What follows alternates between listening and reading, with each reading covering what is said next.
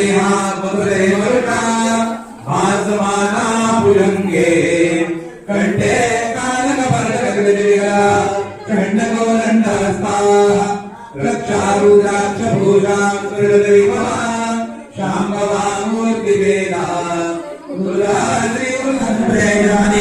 नमो कृत्येभ्यो हरिकेभ्यो नमस्काराय नारायणाय नमः शंभवे च मयूरे च नमः शंकराय च मयस्कराय च नमः शिवाय च शिवतनाय च नमः तीर्थाय च कुल्याय च नमः भायाय च नमः प्रकरणाय चोत्करणाय च नमः आदायाय च लाद्याय च नमः सत्याय च विद्याय च नमः निगत्याय च प्रवायाय च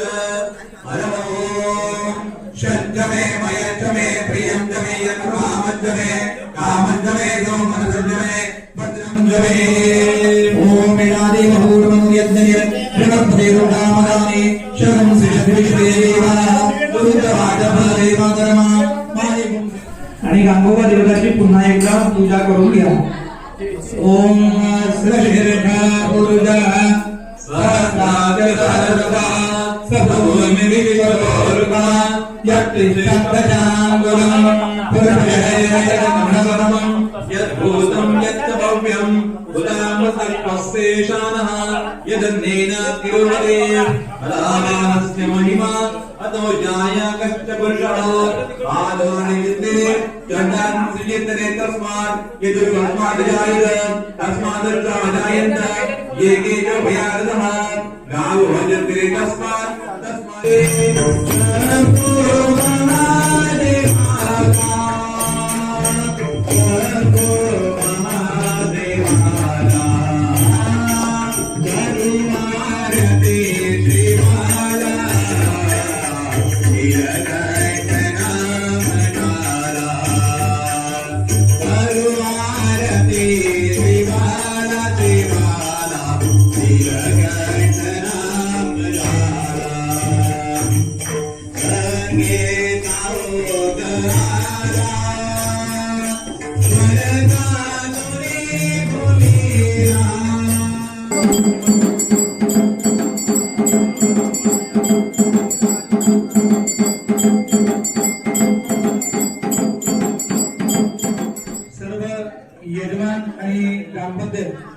यांना सूचना आहे हातामध्ये असलेले जे कंकण आहे हे जोपर्यंत कंकण व्यवस्थित आहे तोपर्यंत हातातच ठेवायचं साधारण वर्षभर हे कंकण राहतं वर्ष दीड वर्ष सुद्धा राहतं या मंदिराचा ज्या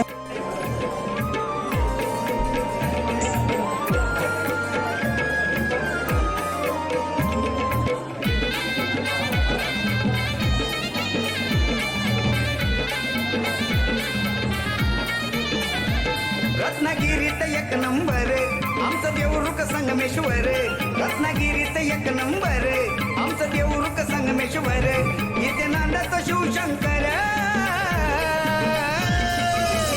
निवे खुर्द परवाडीत आहे स्वयंभू गांगोबा देवाचं मंदिर निवे खुर्द परवाडीत आहे स्वयंभू गांगोबा देवाचं मंदिर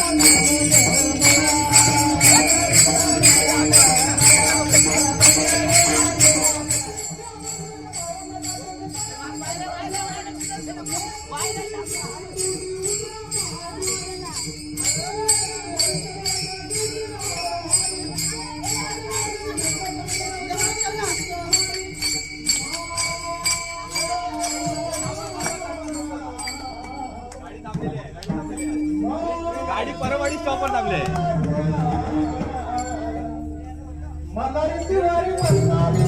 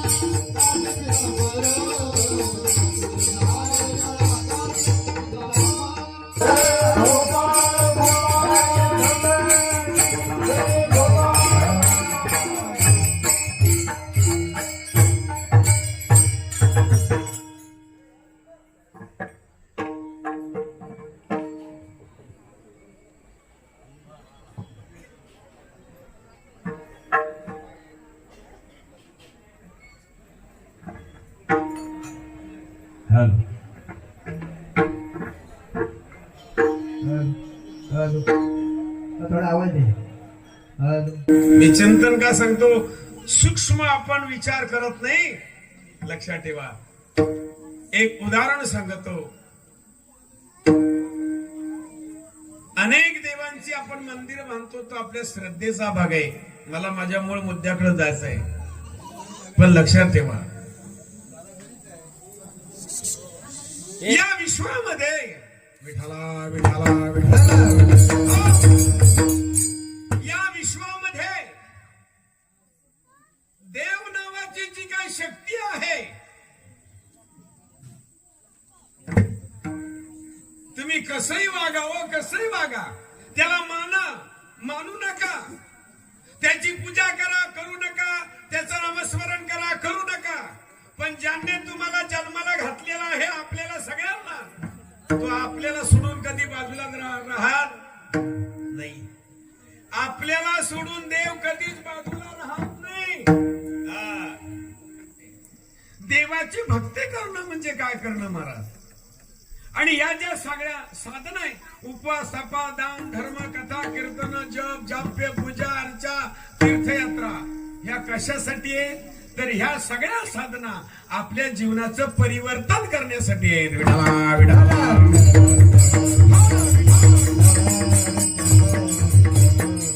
जोपर्यंत भक्तीच्या साधना आपण करत नाही तोपर्यंत आपल्या जीवनाचं परिवर्तन होत नाही. ऐका, मन पवित्र करण्यासाठी देवाचं भजन आहे, मन पवित्र करण्यासाठी देवाचं भजन आहे, शरीर पवित्र करण्यासाठी उपवास आहेत, जीवनातली व्यथा घालवण्यासाठी कीर्तनातली कथा आहे, आणि विचार पवित्र करण्यासाठी तीर्थयात्रा आहे. विठाला विठाला. कारण तीर्थक्षेत्राच्या ठिकाणी गेल्याच्या नंतर होतील संतांच्या भेटी, सांगू सुखाची या गोष्टी. मग संत कोण? पांढरे कपडे घातलेले नाही. संत कोण? ज्याच्या जीवनामध्ये जे थोर विचारवंत, तया नाम संत. ज्यांच्या विचारामध्ये उच्चता आहे, ज्यांच्या विचारामध्ये विद्वत्ता आहे, ते संत. आणि मग त्यांच्या संगतीत जाऊन बसल्याशिवाय, त्यांचे विचार ऐकल्याशिवाय आपल्या बुद्धीचा विकास होत नाही. म्हणून तीर्थयात्रा.